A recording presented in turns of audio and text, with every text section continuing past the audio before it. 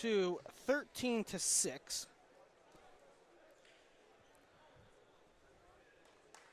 13-6. We've got 120 pounds coming to the mat. Dalton Duffield for Oklahoma going against Chris Poland for Michigan.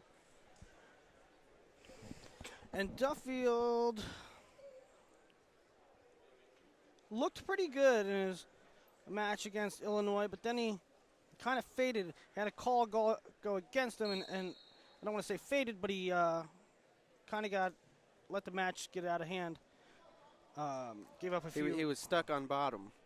Yeah, he gave up a few lifts from. He had 3 from leg bottom. fouls from the bottom position and actually got cautioned out of the match. When he was winning by quite a few points before he went down. So here we go, Poland and Duffield. Poland trying to dig a hook.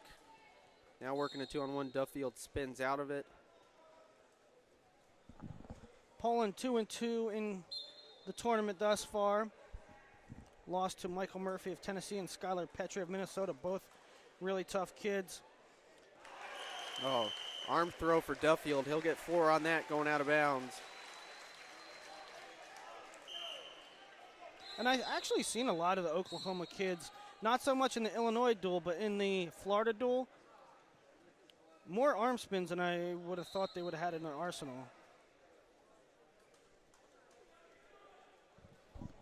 You can attest to it, Richard. Oklahoma not all that well known as a Greco state. Right, most of their, so to speak, studs reserve themselves for the freestyle. But I like that they're doing this. Oh, I love that they're doing it. It's better for their all-around game. It's better for their it's a win-win situation. And I mean, you think of Oklahoma, you think of low singles and leg attacks, and which we'll see plenty of in the coming days. But Dave, Poland gets a push out there. Dave Russell really, score. really fun here in Greco as well.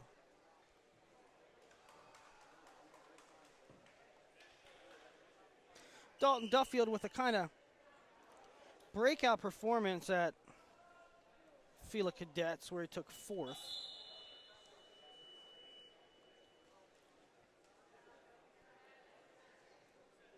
Poland was 3rd in the state. Middleville, Michigan. Yeah, and Poland's really working this 2-on-1. Duffield now able to circle into a hook off that, goes to the front headlock, trying to bring it down. And Poland, good wrist control there, gets Duffield off the head, but still has that underhook. Overhook and a wrist for Poland.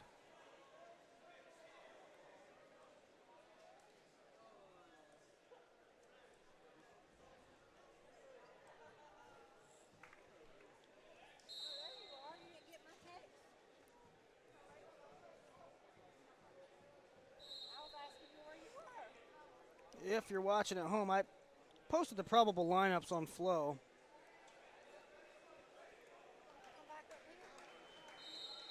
And as we get into 126 in the middleweights, things are going to get interesting because there's ranked guy versus ranked guy versus ranked guy all coming up.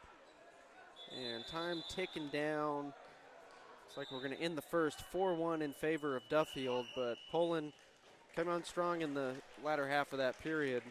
Really controlled things with his 2-on-1. Able to get that 1 point on the push out.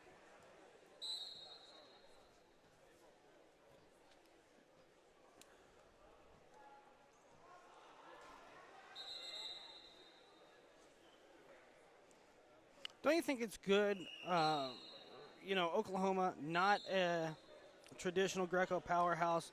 They come here, they're in the championship match. Perhaps they win it. Maybe it gets more kids in Oklahoma in the future wrestling Greco, Say, yeah, we could compete. We can win this thing. Definitely. We've got our second period underway. Duffield now working 2-on-1. Underhook for Poland to counter it.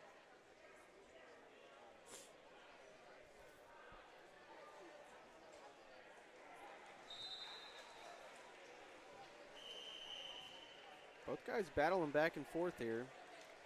It's like Duffield getting warned for keeping his head too low. Buried in the chest, perhaps.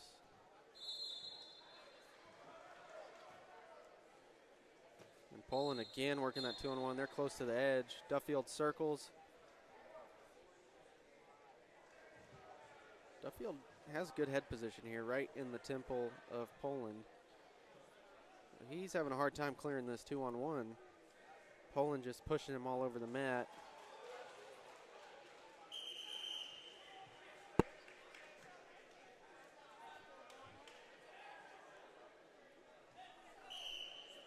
Attention on Duffield there for blocking.